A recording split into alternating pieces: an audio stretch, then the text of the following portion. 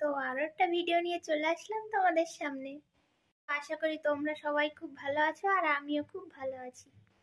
আমাদের এখানে না প্রচণ্ড বৃষ্টি হচ্ছে সকাল দিয়ে। আমি একটু ছাদে গেছিলাম ওয়েদারটা দেখতে, গিয়ে দেখি রোদ বেরিয়েছে বাট ঝিরিঝির করে বৃষ্টি পড়ছে।